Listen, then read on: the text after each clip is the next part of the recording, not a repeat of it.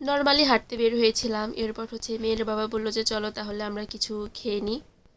এরপর হচ্ছে আমরা সেজান পয়েন্ট চলে আসলাম। এখানে দেখতেছি যে অনেকগুলো নতুন স্টল হয়েছে, দেখে অনেক বেশি খুশি লাগতেছিল যে তাহলে হাঁটতে বের হইলে হচ্ছে এখান থেকে কিছু খেয়ে যেতে পারবো।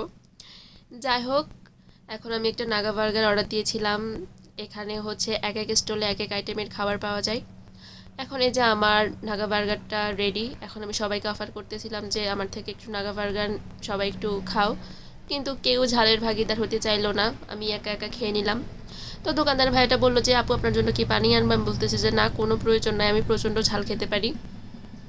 এরপর যখন আমি খেয়ে নিলাম, 1 মিনিট পর বললাম যে আমার তো পানি লাগবে। এই যে আমার অবস্থা তো দেখতে পারতেছেন, ঝাল ছিল প্রচণ্ড, কিন্তু ভালো ছিল। এরপর হচ্ছে ঝালটা কমানোর জন্য হচ্ছে এখানে পাস্তা অর্ডার দিয়েছিল। আর আমি কিন্তু দোকানদার ভাইয়ের থেকে পারমিশন নিয়েও হচ্ছে ওনার পাস্তার ভিডিওটা করেছিলাম।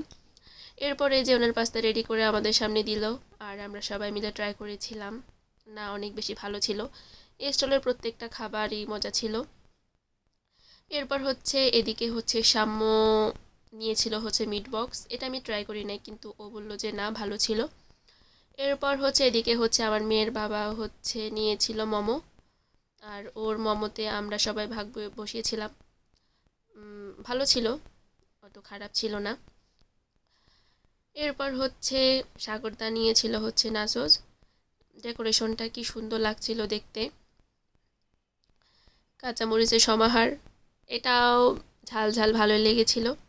আর এদিকে সাঙ্গপাঙ্গরা তাদের আইটেম একে একে করে খাচ্ছিল।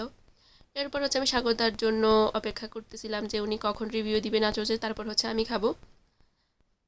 না, উনি হচ্ছে ভালো রিভিউ দিয়েছে মনে হচ্ছে। এরপর হচ্ছে আমি ট্রাই করে দেখেছিলাম।